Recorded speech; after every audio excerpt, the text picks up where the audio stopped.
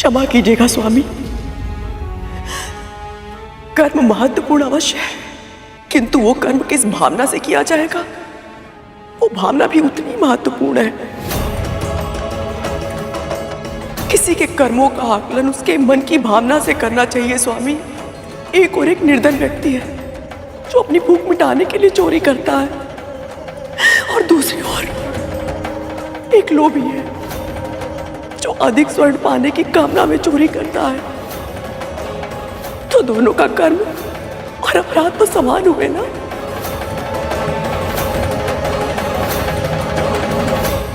किंतु दंड एक समान नहीं होता है।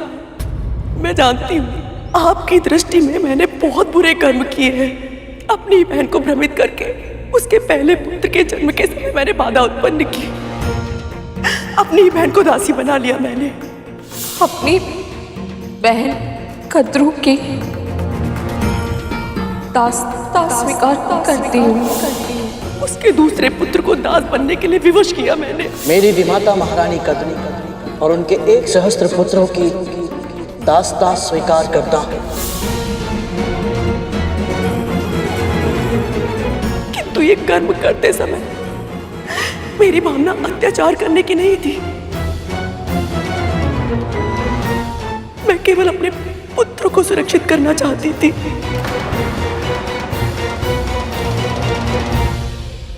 वेद में भी यही कहा गया है स्वामी कि एक मां अपने पुत्रों के हित के लिए किसी भी सीमा तक जा सकती है।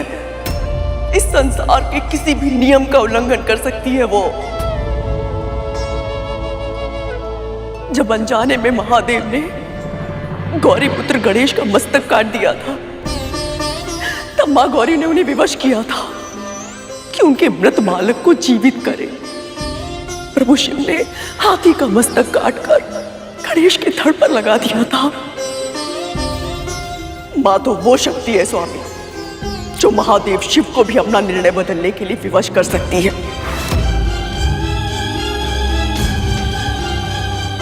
मैंने जो विंता अरुण गरुण के साथ किया वो सब करने के लिए मुझे इस संसार ने विवश किया था। ये संपूर्ण संसार मेरे पुत्रों के साथ भेदभाव कर रहा था तो क्या करती मैं? हाथों पर हाथ रखकर मौन रहते, अपनी आंखों से अपने पुत्रों पर अत्याचार होते हुए देखती रहती। नहीं स्वामी, मैं इतनी महान नहीं हूं, मैं इतनी महान। आज मैं इस संसार से एक प्रश्न पूछना चाहती हूँ स्वामी। यदि मेरे जप तप व्रत में कोई कमी नहीं थी तो महर्षि दुर्वासा ने वो पारिजात माला विंता के हाथों में क्यों दी? इसे जो धारण करेगा उसे ऐसी प्रतापी संतान प्राप्त होगी जिसके नाम और यश की कीर्ति समस्त ब्रह्मांड में फैलेगी।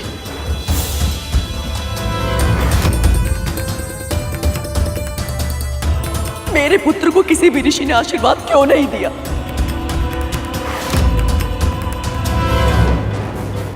जबकि वाल्कील ऋषियों ने विंता के पुत्र को आकाश के इंद्र से भी अधिक शक्तिशाली होने का वरदान दिया था। भगवान विष्णु के प्रताप से होने वाली आपकी संतान का वर्चस्व संपूर्ण आकाश में स्थापित होगा। ये कैसा न्याय है स्वामी? कैसा न्याय है ये? जिसके मन में अपने पुत्रों के लिए कोई बड़ा स्वप्न ना हो, कोई महत्वाकांक्षा ना हो, जो केवल इतना चाहती थी कि उसके पुत्र अपने माता पिता की सेवा करें। उनके पुत्र को वरदान में वरदान मिल रहे थे।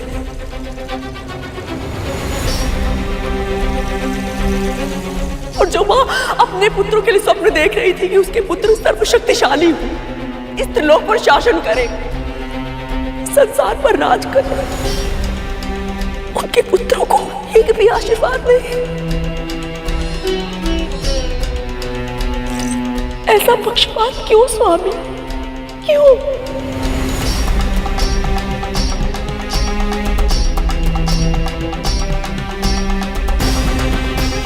आपके पुत्रों को वरदान नहीं मिला था तो आपने यह तय कर लिया कि गरुड़ को जो वरदान मिला है आप उसे भी फलने नहीं देंगे।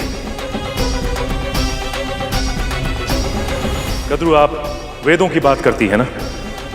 किसी भी वेद में यह नहीं लिखा गया है कि अपने हित के लिए दूसरों को कष्ट देना उचित है।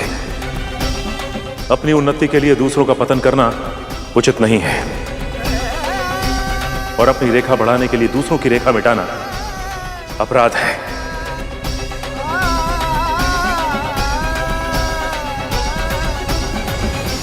आप ये मानती है ना कद्रू कि आपने जो कुछ भी किया है अपनी संतान की भलाई और उनके भविष्य के लिए किया है, पर ये सारे कर्म करते समय आप ये भूल गई कि एक मां का सबसे महत्वपूर्ण धर्म होता है कि अपनी संतान में ऐसी क्षमता का विकास करे ताकि वो योग्य बन सके।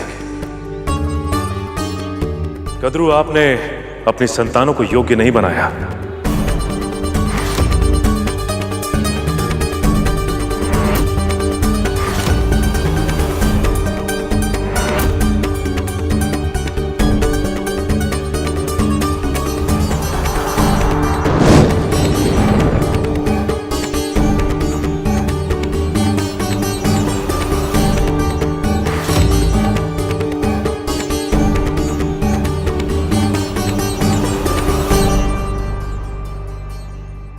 ये लीजिए, आप दोनों इस मिट्टी से एक एक दिया बनाइए।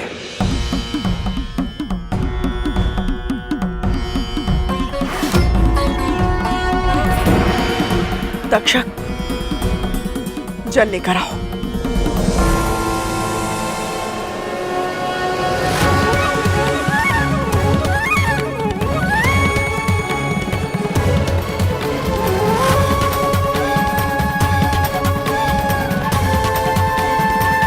ओम विष्णवे नमः। ओम विष्णवे नमः। माताओं से दिए बनवाकर पिताजी क्या समझने का प्रयत्न कर रहे हैं?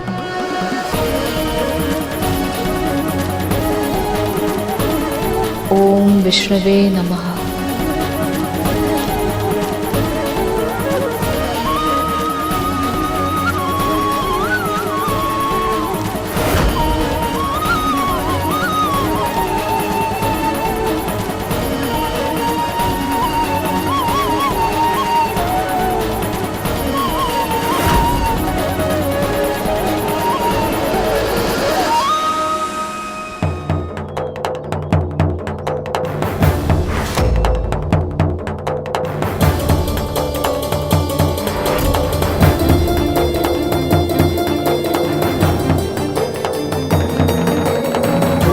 दिया बन गया स्वामी।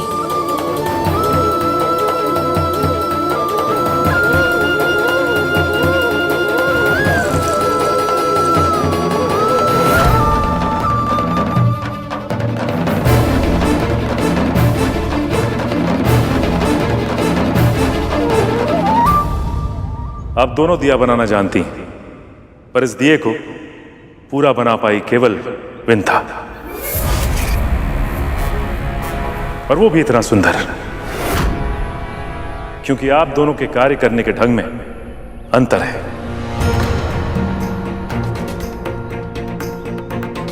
विंता मन ही मन प्रभु विष्णु का नाम लेते हुए केवल दिए पे ध्यान लगा रही थी,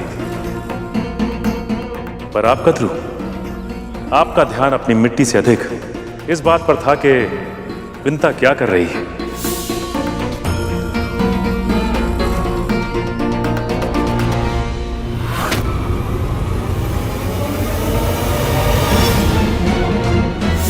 और इस बात में आपको यह भी आभास नहीं हुआ कि आप अपनी मिट्टी में पर्याप्त जल डाल पाई या नहीं।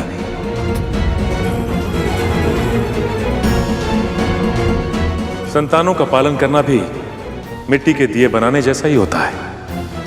इसमें मिट्टी का ध्यान देना पड़ता है कि आपकी संतान की क्या कमियां हैं और क्या अच्छाइयां हैं, ताकि आप उनकी कमियों को ठीक कर पाएं और अच्छाई को उभार पाएं, जिससे आपकी संतान योग्य बने।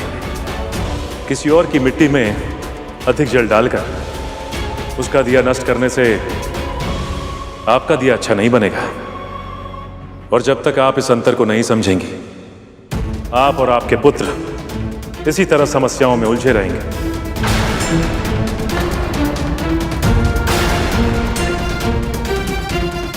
एक मां का धर्म होता है कि अपनी संतान को सुख सुविधाएं देने के स्थान पर उन्हें योग्य बनाएं, सही मार्ग पर चलना सिखाएं। यदि आपकी संतानें योग्य हैं तो सब कुछ स्वयं प्राप्त कर लेंगी, और यदि संतान अयोग्य है तो माता पिता का संचय किया हुआ धन और सम्मान दोनों गंवा देते हैं।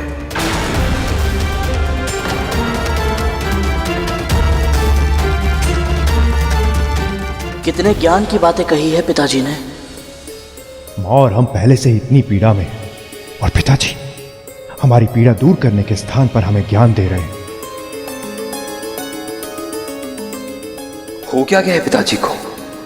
मां को नीचा दिखा रहे हैं और इस दासी की प्रशंसा कर रहे हैं।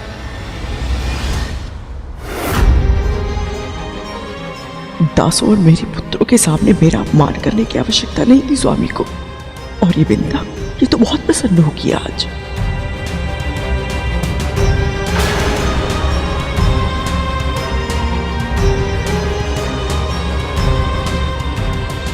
विंता, आप इस कच्चे दिए को हाथ में लेकर यही सोच रही हैं ना कि आज आपका दासत्व आपके कर्मों का ही फल है।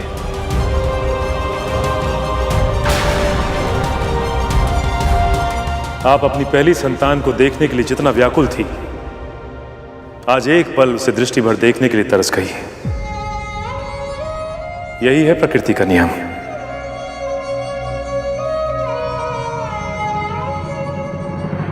और तुम दोनों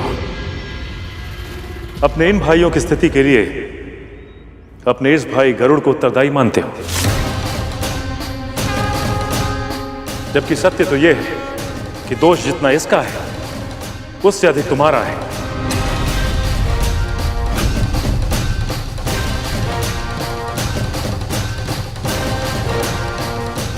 पिताजी, हम तो वहां थे ही नहीं। पिताजी, हमें तो पता ही नहीं था कि हमारे भाई अंतरिक्ष में जाने की योजना बना रहे हैं। यही दोष है तुम दोनों का। तुम अपने भाइयों के साथ शासक सा व्यवहार करते हो, उन्हें प्रताड़ित करते हो, उन्हें धमकाते हो। छोटे भाई होकर भी वो अपने मन की बात तुमसे नहीं कह सकते।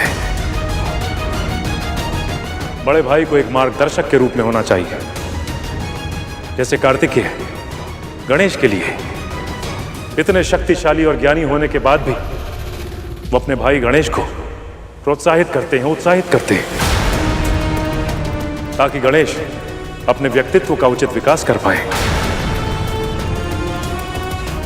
वो प्रतियोगिता भी करते हैं तो केवल इसलिए कि गणेश अपना उत्तम प्रदर्शन कर सके, किंतु तुम दोनों स्वयं अपने छोटे भाई के मार्ग पे कांटे बोते हो, ताकि उसे कष्ट हो और तुम तालियां बजाकर उसका उपहास कर सको।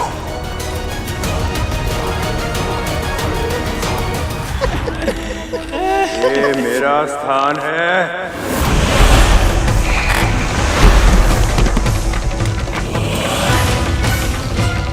और गरुड़, तुम जानते हो तुम्हारा दोष क्या है?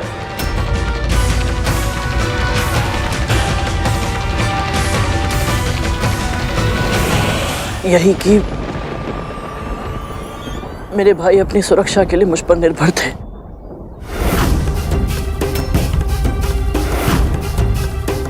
परंतु मैं उनकी सुरक्षा नहीं कर पाया। पर ऐसा हुआ क्यों?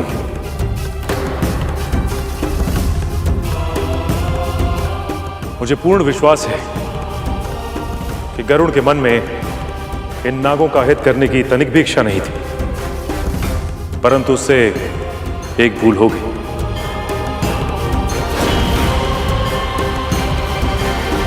और वो ऐसी भूल है जो हम में से किसी से भी हो सकती है। क्या आप में से कोई बता सकता है कि वो भूल क्या है?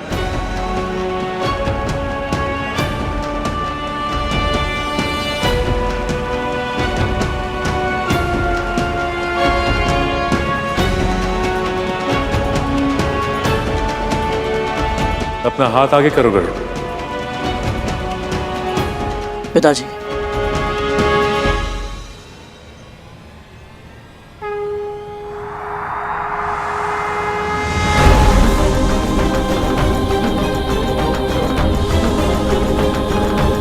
अपने हाथों में इन पात्र को रख के वहां से यहां चल के आओ गरुड़। पर ऐसे कि हाथों से अन्न का एक भी दाना भूमि पर ना गिरे।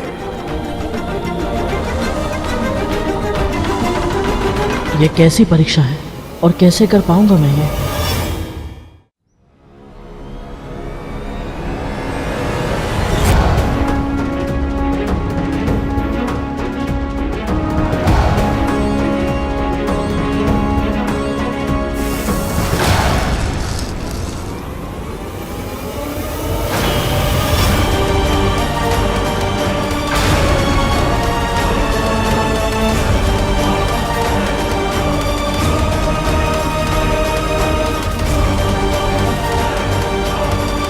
क्षमा कीजिए पिताजी, मैं एक साधारण कार्य भी नहीं कर पाया।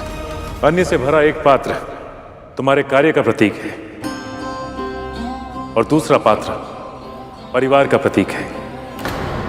दूर से देखा जाए तो इन दोनों पात्रों को साधना और कार्य और परिवार के संतुलन को लेकर चलना बहुत साधारण लगता है, पर ऐसा कर पाने के लिए बहुत अभ्यास की आवश्यकता होती है। गरुड़, तुम जिस पथ पर चल रहे थे वो जीवन का प्रतीक है, और जीवन में कब क्या होगा ये पहले से निर्धारित नहीं होता। कभी भी कुछ भी हो सकता है। कभी तुम्हारे कार्य में अड़चनें आ सकती हैं, कभी परिवार में समस्याएं उत्पन्न हो सकती हैं, और ऐसे में ध्यान भटक जाता है और भूल हो जाती है। जब मैं सूर्यलोक के पथ से भटककर शनि ग्रह पहुंचा तो मेरा ध्यान भी भटक गया था। मेरी दृष्टि तो मेरे भाइयों पर थी, परंतु मेरे मन में बस यही चल रहा था कि मुझे शीघ्र ही सूर्यलोक पहुंचकर अपना कार्य समाप्त करना है, ताकि मैं अपनी मां के पास वापस लौट आऊं।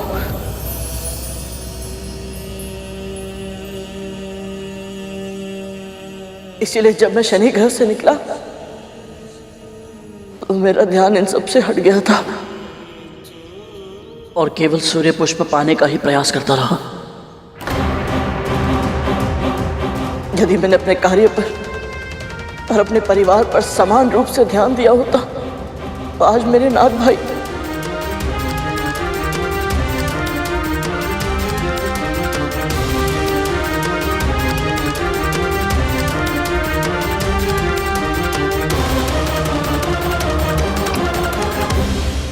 मुझे क्षमा कर दीजिए पिताजी,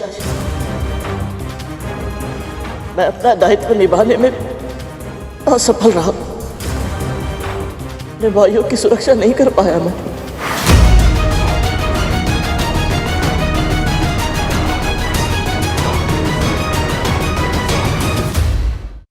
परंतु पिताजी, मुझे बस एक अवसर दे दीजिए, मैं कुछ भी करने के लिए तैयार हूं।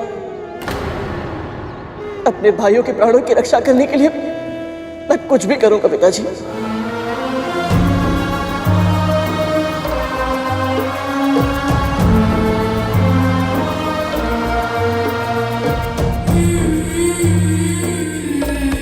हमें अपनी भूल का आभास है स्वामी।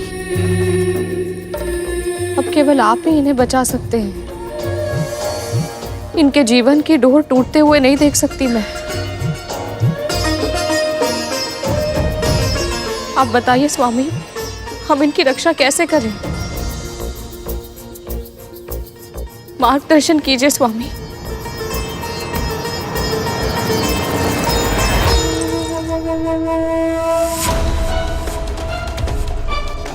स्वामी, मेरे पुत्रों की प्राण रक्षा का उपाय तो होगा ना? कृपया बताएं। दया कीजिए पिताजी, हमारे भाइयों को बचा लीजिए।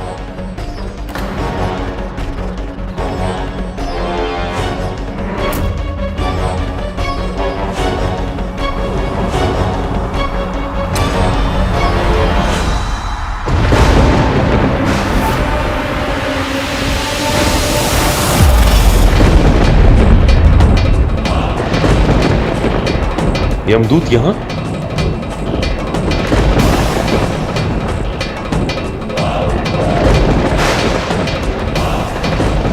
बहुत देर हो चुकी है।